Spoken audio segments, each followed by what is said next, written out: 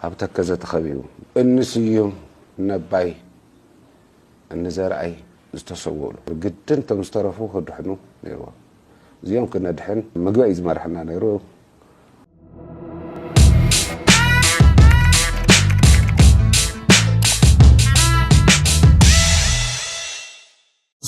سلام كبراتن فتواتن بيتسب دعامات ميديا زي دعامات ميديا ايوم نمدبنا لايك شيرنا قبركم كتتلو نعدبنا نزي channel حدث زخونكم دما سبسكرايب بمقبار بيتسبنا خنوم نحزي وانا وزبلنا يوم حابريتاتا تحيزنا لكم متئنا لنا كساب فصامة مدب مسانا خلصانحو نعدمنا نابتي فلاماي حابريتا كنحلف فلاماي حابريتنا بزعبا مئسار جنرال قعش قبرة زملكة حابريتا يوم بزعبا جنرال قعش قبرة زملكة حابريتا بيرو سلامن ستتان تقراي مجلسي أو تيلوم اتمجلس دمام جنرال قعش قبرة بزتفلاليو قبانات تتأرتيرو اب حقي وي اب تحت قوزت اركمزو على ايو حابيرو زولوم نزي دمام داينا ارقاقي صوولو بيرو سلامن ستتان تقراي دما كمزي كبل قليس اللوم تقادلاي قعش قبرة امالكيتو اب محبراو ميديا زتفلاليو حسابات يلعالو اللوم قليقو ززرقح زلو حسابات كونة بايلوم زي دلي مدنقار نمفتار مخانو تردينا علنا خبل قليس اللوم بمقص الدما سلزخونة تقادلاي قعش قبرم بزتت ارتقرلو قابن تخصيصو اب تحتي حقي زرقب كوينو باتي مسرح مسرات كسي تمسريتلو قدايو انا تخطاتلم زرقب مخانو نفلت كبل بيرو سلامن ጸጥታን ትግራይ ገሊጽሎም ምስ ድማ ናይ ደኛ ተጋደላይ መልአኩ ወልደ ትንሳኤ ጽሑፍ አተሓሒዝዎሎም እቲ ጽሑፍ ድማ ከምዚ ይብል ከሳሲ ግንባር ሰሜን ምብራቅ ተኸሳሲ ተጋደላይ ጉዕሽ ገብረም አድራሻ አርሚ 15 ጉበን ዝተጠርጠረሉ ሓደ መስ ጸላኢ ምርኻብ ካልአይ ናይ ሰራዊት መፍራስ ተልእኾም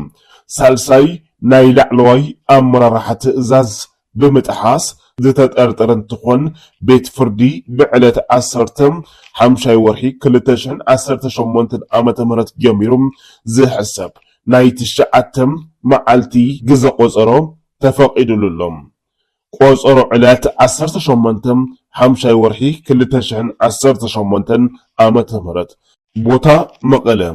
ኣብ ዝተኣሰረሉ ቦታ ዝጽናሐሉ እስር ድማ ማእኸላይ ወተሃደራዊ ፖሊስ ተጋደላይ መልአኩ ወልደ ትንሳኤ ዳይና ዝብል ጽሑፍ ኣተሓሒዙ እዩ እቲ ሕፅር ዘለ መግለጺ ኣውፂኡ ዘሎ ስለዚ ብዙሓት ወገናት ግን ኣብዚ ጉዳይ እዚ ተቃውሞ እናቕረቡ እዮም ዝርከቡ ጀነራል ጉዕሽ ገብረ ኩላትና ከም ንፈልጦ ትኽክል ጅግና ተጋደላይ እዩ ጸላኢ ናብ ዓዲግራት ከኣቱ ናብ መቀለ ከኣቱ ውዕሊ ፕሪቶሪያ እውን ከይፍረም ከቢድ ዝኾነ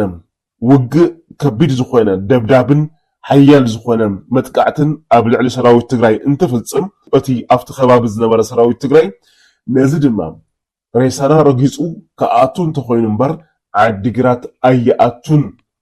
ውዕሊ ፕሪቶሪያ ድማ ክፍረም እዩ ኢሉ ብፍላይ ምስ ሻዕብያ ዝነበረ ኩናት ብጣዕሚ መስተንክር ካብ ዝሰርሑ ጀጋኑ ኣብ ቅድሚት ዝጽዋዕ ጅግና ተጋደላይ እዩ ስለዚ እዚ ጅግና ተጋደላይ ሕዚ ኣብ ትሕቲ ሕጊ ውዒሉ ኣሎ ንምንታይ ኣብ ትሕቲ ሕጊ ውዓለ ክንብል ኣይግበአናን ናብ ማን ዘጠርጥር ንሕዳእ ሃልይዎ ኣብ ትሕቲ ሕጊ ክውዕል ምግባር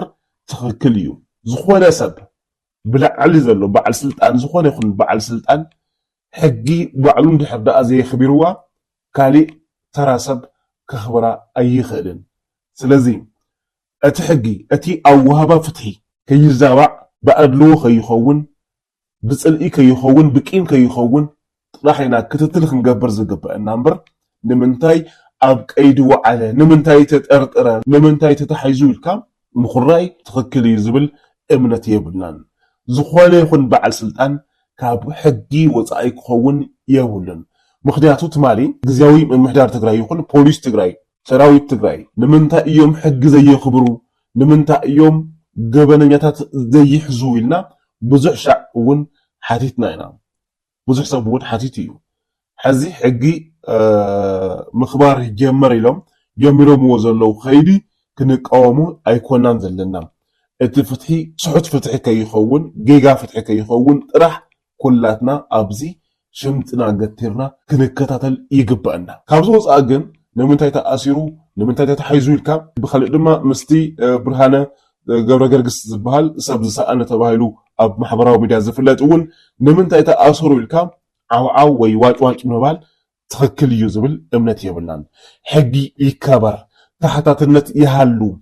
ሰብ ብዝኾነ ይኹን ዓይነት ደረጃ ዋላ ይሃልዎ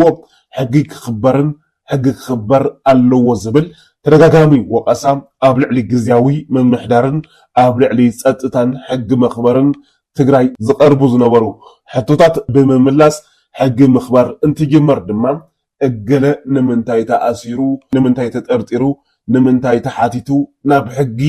ንምንታይ ቀሪቡ ትብሉ ሰባት መን ይደኣ ክትሓዝ ደሊኹም ነርኩም ተጋዳላይ ጉዕሽ ገብረ ተጠርጣሪ እዩ ተባሂሉ እንድሕር ደኣ ተሓሲቡ ኮይኑ ዝኾነ ሰብ እውን ኣይኮነን ከምፅኦ ወይ ናብ ሕጊ ከኣቱ ክገብሮ ዝግባእ ባዕሉ እዩ በዚ ጉዳይ እዚ ጠርጢርኩም ኣለኹም ስለዚ ናብ ሕጊ ክቐርብ ፍቃደኛ እየ ክብል ባዕሉ እዩ መራሕ ስለዝኾነ በዓል ስልጣን ስለዝኾነ ምክንያቱ ንሱ ሓደ መርኣያ እዩ ክኸውን ዘለዎ ንባዕሉ ሃዲሙ ካልኦት ግን ናብ ሕጊ ክቐርቡ ክገብር ኣይኽእልን ስለዚ ኣብዚ ጉዳይ እዚ ንምንታይ ተጋዳላይ ጉዕሽ ገብረ ካብ ሰራዊት ትግራይ ዝተፈለየ ታሪክ የብሉን ጅግና እዩ ከም ሃገሩ ጅግና እዩ ብጣዕሚ ንፈቶ ብጣዕሚ ነኽብሮ ጅግና ኣዛዚ ሰራዊት ትግራይ ዝነበረ እዩ ታሪክ እውን ሰሪሕ እዩ ኩሉ ግዜ እውን ክነስታውሶ ኢና ግድን ምክንያቱ ፀላኢ ከመይ ገይሩ ሓመድ ከም ዝገበሮ ኩላትናን ስለንፈልጥ ሕዚ ግን እንተጥፊኡ ብስርዓትን ብሕግን ክጥየቕ እዩ ዘለዎ እምበር ንምንታይ ተጠየቐ ኢልካ ኣይኮንካን ክትኹርዝ ዝግባእ እዚ ሕጊ ምኽባር ስራሕ ኣብ ተጋዳላይ ጉዕሽ ገብረ ጥራሕ ኣይኮነን ክቕፅል ዘለዎ ኣብቶም ብጅግንነት ሰራዊት ትግራይ ዝተቃፀሉ ሓፃዊን ዝወሰዱ ኣካላት እውን ክቕፅል ኣለዎ ኣብዚ ሌላን ጉሊላን ዝመስል ኣካይዳ ኩላትና ክንወቅሶ ይግበአና ንምንታይ ተተሓዘ ይኮናን ክንብል ዝግበአና ንምንታይ እቶም ሓፂን መፂን ዝሸጡ ዝሰረቁ ኣካላት ናብ ሕጊ ዘይቀርቡ ተጋዳላይ ጉዕሽ ገብረ ጥርጣረ ኣለና ኢልኩም ሒዝኩምዎ ኣለኹም ትመሓዙ ጌጋ ኣይኮነን ግን ካልኦት ገበን ዝፈፀሙ ለያቡ ሰረቕቲ እውን ኣለዉ እዮም ናብ ሕጊ ይቕረቡ ብጅግንነት ብመስዋእቲ ሰራዊት ትግራይ ብመስዋእቲ ህፃውንቲ ትግራይ ዝተረኸበ እዚ ሓፂን መፂን ዝተቃፀለ ናይ ፀላኢ ኣፅዋር መኻይን ብርክት ዝበለ ንምእማኑ ዝኸብድ ብጣዕሚ መስተንክራዊ ዝኾነ ስርሒት ኣብ ወፍሪ ኣሉላ ዝተረኸበ ናይ ሓፂን መፂን ጉዳይ መን ሰሪቕዎም መን ሸይጥዎም እዚ እውን ይፍለጥ እዩ ይፈልጥዎ እዮም እቶም ሕጊ ነኽብር ኣለና ኢሎም ዝዛረቡ ዘለው ሰባት ወይ እቶም ሕጊ ክነኽብር ኢና ኢሎም ንጀነራል ጉዕሽ ገብረን ካልኦትን ናብ ሕጊ ዘቕርቡ ዘለው ኣካላት ባዕልቶም ይፈልጥዎ እዮም እቲ ሓፂን መፂን መን ከም ዝሰረቆ እቲ ናይ ሓገዝ እኽሊ ዝሰረቀ ኣካል እውን ይፈልጥዎ እዮም መን ምዃኑ ነዚኦም ናብ ሕጊ ከቕረቡ ናብ ጀነራል ጉዕሽ ገብረ ሕጊ ምቕራብ ምጉያዮም እዩ እቲ ጌጋ ክኸውን ዝኽእል ወይ እቲ ክንወቅሶ ዝግበአና እምበር ጀነራል ጉዕሽ ገብረ ንምንታይ ናብ ሕጊ ቀሪቡ ኢልካ ኣይኮንካን ክትዛረብ ዝግበአካ ኩሉ ሰብ ገበን ዝፈፀመ ኩሉ ሰብ ሕጊ ዝጠሓሰ ኩሉ ሰብ ዝሰረቀ ሌባ ኣብ ዝኾነ ይኹን ስልጣን ይሃሉ ናብ ሕጊ ክቐርብ ኣለዎ ኢልና ኢና ክንጉስጉስ ዝግበአና ኢና ክንደፍእ ዝግበአና ከምኡ ድማ ዝተዛብዐ ፍትሒ ብውልቀ ቂም ሰባት ከይብደሉ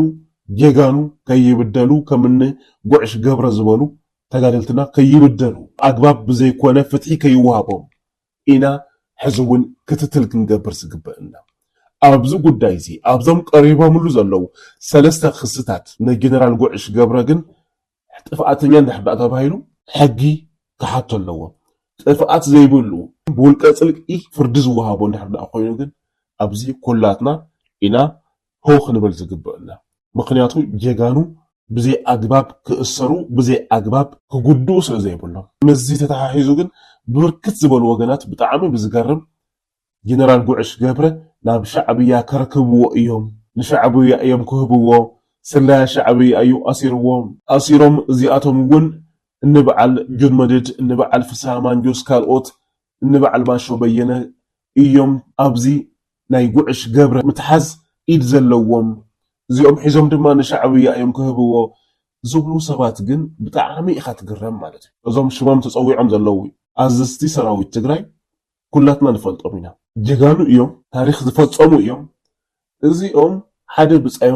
ሓደ ብፃዮም ኣይኮነን ዝኾነ ይኹን ትግራዋይ ናብ ሻዕብያ ዝህብሉ መንገዲ በየናይ ካልኩሌሽን እዩ ክህል ዝኽእል ብጣዕሚ ዝገርም ብጣዕሚ ነውረኝነት እዩ ዝበሃል ዝኽእል እዚ ከምኡ ክገብሩ ይኽእሉ እዮም ዜልና ክሓስብ ኣእምሮና ክሓስብ ኣይኽእልን ከም ዳእማት ከምኡ ኢልና ክንሓስብ ኣይንኽእልን ኢና እዞም ሰባት እዚኣቶም ሕጊ ዝፈልጡ ትግራዋይነት ዝፈልጡ ንህዝቢ ትግራይ ክብሪ ዘለዎም ምእንቲ ህዝቢ ትግራይ መስዋዕቲ ዝኸፍሉ ምእንቲ ሕድሕድ ትግራዋይ ብዙሕ ከቢድ ላዕልን ታሕትን ዝብሉ ሰባት ኮይኖም እናሃለው ሓደ ብፃዮም ናብ ሻዕብያ ኣሕሊፎም ዝህብሉ መንገዲ ኣብዚ ምድሪ ምንም ዓይነት ምክንያት ክህልዎ ይኽእልን ስለዚ ገሊኡ ራእሲ መንገሻ ዮሃንስ ምኒልክ ወሲዱ ኣጥፊእዎም ሕዚ ድማ ጀነራል ጉዕሽ ገብረ ንሻዕብያ ክህብዎ ይኽእሉ እዮም እቲ ህዝቢ ጀጋንታቱ ኣሕሊፉ ናይ ምሃብ ታሪክ እዩ ዘለዎ ዝብሉ ፅሑፋት ብርክት ዝበሉ ይወፁ ኣለዉ ከምኡ ክግበር ኢልካ ዝሕሰብ ኣይኮነን ከምኡ ክገብሩ ዝኽእሉ ሰባት ወይ ሰበስልጣን ኣብ ትግራይ ድሕሪ ሃልዮም እዚኦም ክጓሓፉ እዩ ዘለዎ ክገብሩ ኣይኽእሉን ኢልና ንኣምን ከምኡ ክገብሩ እዮም ኢልና ንሓስብን ንሻዕብያ ኣሕሊፎም ዝህብሉ መንገዲ ብተኣምር ምክንያት ብዝኾነ ይኹን ምክንያት ክህሉ ይኽእልን ምናልባት ዝኾነ መደንዘዚ ተወጊኦም ተኮይኖም ኣይንፈልጥን እምበር ከምዚ ዓይነት ገበን ክፍፅሙ ከምዚ ዓይነት ክሕደት ክፍፅሙ እዮም ኢልካ ዝሕሰብ ፍጹም ክኸውን ኣይኽእልን ስለዚ ገበን ኣለዎ ወይ ድማ ተጠርጢሩ እዩ ተባሂሉ ኣብ ትግራይ ይርአ ብህዝቢ ትግራይ ብናይ ትግራይ ሕጊ ይዳነ እምበር ንዝኾነ ይኹን ኣሽምባይደ ንሻዕብያ ንብልፅግና እውን ኣሕሊፎም ክህብዎ ኣይኽእሉን ንምንታይ ከምኡ ንብል ኣለና ብልፅግና ማለት ናይ ኢትዮጵያ መንግስቲ እዩ ናይ ኢትዮጵያ መንግስቲ ዝመርሕ ዘሎ ስርዓት ወይ ዝመርሕ ዘሎ ውድብ እዩ ናይ ኢትዮጵያ መንግስቲ ንሕና ከም ተጋሩ እውን ኣብ ትሕቲ መንግስቲ ኢትዮጵያ ኢና ዘለና ምስ መንግስቲ ኢትዮጵያ ኢና ዘለና ካብ መንግስቲ ኢትዮጵያ ኢና በጀት ንረክብ ካብ መንግስቲ ኢትዮጵያ ኢና ኩሎም መሰረተ ልምዓት ንረክብ ከም ቴሌኮም ባንኪ ካልኦት ኩሎም ኣብ ዓድና ዘለው ኩሎም ነገራት ካብ መንግስቲ ኢትዮጵያ ኢና ንረክቦ ስለዚ ንመንግስቲ ኢትዮጵያ ኣሕሊፍካ ክወሃብ ይኽእል እዩ ተባሂሉ እኳ እዩ ጥርጣረ ክግበር ዝግብኦ እምበር ንሓደ ባዳ ዝኾነ ንሓደ ዘይፍለጥ ዓዲ ንሓደ ፀላኢ ህዝቢ ትግራይ ዝኾነ ስርዓት ናይ ሻዕብያ ኣሕሊፎም ክህብዎ እዮም ኢልካ ክትዛረብ እዚ ፍጹም ትኽክል እዩ ኢልካ ዝእመን ኣይኮነን ዝውሰድ እውን ኣይኮነን ስለዚ ኣብዚ ጉዳይ እዚ ብርክት ዝበሉ ሰባት ሓሳብ ይህቡ ኣለዉ ግን እቲ ሓሳቦም ትኽክል እዩ ኢልካ ዝውሰድ ኣይኮነን ብተመሳሳሊ እውን ብርሃነ ወይ ድማ ሰብ ዝሰኣለ ሰብ ብዝብል ኣብ ማሕበራዊ ሚድያ ዝፍለጥ ትግራዋይ ተኣሲሩ ኣሎ እዚ እውን ትድለ ኢኻ ተባሂሉ ተታሒዙ ኣሎ ተሓታትነት ይሃሉ እንተይልና ተሓታትነት ፈሊኻ ኣይኽበርን ኣብ ዝኾነ ይኹን ሰብ እዩ ተሓታትነት ክረጋገፅ ዘለዎ እምበር ነቲ ሓደ ሓቲትካ ነቲ ሓደ ትገድፍ እንተኮይንካ ኣብዚ ጉዳይ እዚ ፍጹም ናይ ሕጊ ጥሕሰት ትፈፅመለካ ማለት እዩ ተጠርጢርካ ኣብ ትሕቲ ሕጊ ምውዓል ዘሎ እኳ እንተኾነ ቅልጡፍ ፍትሒ ምርካብ ድማ ግቡእ እዩ ኣብዚ ጉዳይ እዚ ድማ ኩላትና ፃውዒትና ክነቕርብ ይግበአና እቲ ዘሕዝን ግን ብጣዕሚ ዘሕዝን ኣብ ትግራይ ብውዲት ሓቢርካ ዝሰዓርካዮም ፀላእቲ ከምዚ ፋሕፋሕ ኢልካ ኣሳርን ተኣሳርን ተሓማይን ተጠርጣርን ኮይንካ ምርኣይ እዩ እቲ ዓብዪ ዕዳ ልብኻ ከዓ ይሰብር ነዚ ብርክት ዝበለ መንእሰይ ዝተሰውአሉ ዝተሰንከለሉ ዓዲ ኣብ ከምዚ ዝበለ ማሕበራውን ፖለቲካውን ቅልውላው ክወሓጥ ምግባር ባዕሉ ከቢድ ተሓታትነት ዘስዕብ እዩ ቅልጡፍ ምፅራይ ተገይሩ ስሉጥ ፍትሒ ክረኽቡን ውፅኢት ድማ ንህዝቢ ዕላዊ ምግባርን የድሊ ማለት እዩ ናይዞም ተኣሲሮም ዘለዉ ኣብ ትግራይ ናይቱ ሓደ ጅግና ዝኾነ ትግራዋይ ጅግና ዝኾነ መራሒ ሰራዊት ትግራይ ዝነበረ ጀነራል ጉዕሽ ገብረ መላእ ህዝቢ ትግራይ ከም ብሌን ዓይኑ ዝሪኦም ጅግና ውላዱ ጀነራል ጉዕሽ ገብረ ይኹን እቲ ነጣፊ ማሕበራዊ ሚድያ ብርሃነ ገብረ ገርግስ ወይ ድማ ብናይ ማሕበራዊ ሚድያ ሽሙ ሰብ ዝሰኣነ ሰብ ዝበሃል እዚኣቶም ኩሎም ቅልጡፍ ምፅራይ ተገይሩ ስሉጥ ፍትሒ ክረኽቡ ውፅኢቱ ድማ ንህዝቢ ዕላዊ ክግበር ኣለዎ ልዕሊ ኩሉ ብዕስለ እሰርዎ ፈትዕዎ ዝብል ፀረ ሕግን ሕጋውነትን ስለ ዝኾነ ኣብ ከምዚ ዓይነት ጉዳይ ክንኣቱ የብልናን ግን ብስርዓት ብሕጊ ክረአ ኣለዎ ፍትሒ ኣድልዎ ክፍፀም የብሉን ዝብል ሕዚ እውን ወጢርና ክንሰርሕ ከም ዝግብአና ኢና በዚ ኣጋጣሚ እዚ ክንሕብር ንደሊ እቲ ካሊእ ምዚ ተተሓሒዙ ብጣዕሚ ዝገርም ስጉምቲ ክንወስድ ኢና ክብል ኣብ ሓራ መሬት ኢና ዘለና ኢሎም ዝፅውዑ ሓደ ካብቶም ናይ ሓራ መሬት ዝበሃሉ ኣመራርሓ ዝኾነ ተስፋይ ንጉስ ዝበሃል ወይ ድማ ወዲ ራያ ተባሂሉ ዝፅዋዕ ሰብ መግለፂ ሂቡሎ ተስፋይ ንጉስ ኣብ ልዕሊ ላዕለዎት መራሕቲ ዕጡቋት ሓራ መሬት ስጉምቲ ከም ዝውሰድ ኣጠንቂቁሎም ተስፋይ ንጉስ ወይ ድማ ወዲ ራያ ዝበሃል ብፌስቡክ ኣብ ዝዘርግሖ ጽሑፍ ነቶም ኣመራርሓ ቃል ብቃል ገበነኛታት ጥሮተኛታት ሓራግጽ ኣህባይ ገረድ ወዘተ ብምባል ገሊጽዎም ኣሎ ኣብ ዓፋር ብብልጽግና ዝተወደበ ሓይሊ ነንባዕሉ ብኸባቢ ጥቕምን ስልጣንን ኣብ ሕንፍሽፍሽ ካብ ዝኣቱ ጸኒሐሎም ተላእኽቲ ብልጽግና ኣይንኾንን ስምረት ኣይመርሕናን ግልጽነት ይሃሉ መንእሰይ ይምርሐና ወዘተ ዝብል ሕቶ ዘልዕሉ መናእሰይ ከም ዝተኣሰሩ እውን ይፍለጥ ሸዊት ቤተው ዝርከቦም መናእሰይ ብዘይ ገበን ብውልቀ ሰባት ትእዛዝ ከም ዝተተሓዙ ሸዊት ዕላዊ ገይርዎ እዩ ተስፋይ ንጉስ ወይ ድማ ወዲ ራያ ዝተባሃለ ድማ ኣብ ፌስቡክ ዝዘርግሖ ሓበሬታ እውን መናእሰይ ብዘይ ዝኾነ ገበን ከም ዝእሰር ኣቃሊዑሎም ወደን ጥሩ ጻድቃን በረኸበራኺ ተስፋይን ዝርከብዎም ኣመራርሓም ብስልጣንን ጥቕምን ነንባዕሎም ብዘይ ኣብ ዘይተኣማመንሉ ብርኪ በፂሖም ኣለዉ ስለዚ ኣብ ሓራ መሬት ኢልኩም ናፀዋዕኹም ኣብኡ ዘለኹም ተጋሩ መናእሰይ ናብ ዓድኹም ክትኣትዩ ናብ ህዝብኹም ክትኣትዩ እዩ ዝግባእ ብዘይኮነ ነገር ክትእሰሩ ይግባእን ብዘይኮነ ነገር ድማ ህይወት ክትኸፍሉ ኣይግባእን ናብ ዓድኹም ብህፁፅ ክትኣትዉ እዩ ዝግብአኩም እቲ ካሊእ ነበር ኣዛዚ ኣርሚ 44 ተጋዳላይ ምስ ናይ ጀነራል ጉዕሽ ገብረ ተተሓሒዙ ግን ካልኦት ምስ ጀነራል ጉዕሽ ገብረ ኣፈላላይ ኣለና ኢሎም ካብ ናይ ሰራዊት መሪሕነት ተገሊሎም ዝፀንሑ ከምኒ በዓል ጀነራል ገብረ ዮሃንስ ኣባተ ማለት እውን ነበር ኣዛዚ ኣርሚ 44 ከምኡ ድማ እንበዓል ከበደ ፍቃዱ ነበር ኣዛዚ ኣርሚ 22 ዝኣመሰሉ እውን ኣብ ሕጊ ወዲቆም ተኣሲሮም ዝብል ወይ ድማ ኣብ ካሊእ ዓዲ ኣብ ኣዲስ ኣበባ ሃዲሞም ዝብል ፍጹም ሓሶት ምዃኑ ኣረጋጊፅና ኣለና ስለዚ እዚ ነበር ኣዛዚ ኣርሚ 44 ተጋዳላይ ዮሃንስ ኣባተ ወዲ ኣባተ ናብ ኣዲስ ኣበባ ሃዲሙ ዝብል ሓበሬታ ፍጹም ሓሶት ምዃኑ ተረጋጊጹሎም ወዲ ኣባተ ቅድሚ ወርሒ ኣቢሉ ንሕክምና ኢሉ ካብ ሃገር ወፂኡ ኣብ ዱባይ ሕክምንኡ ይከታተል ከም ዘሎን ኣብ ጽቡቕ ኩነታት ከም ዝርከብን ተረጋጊጹሎም ዘይኮነ ሓበሬታ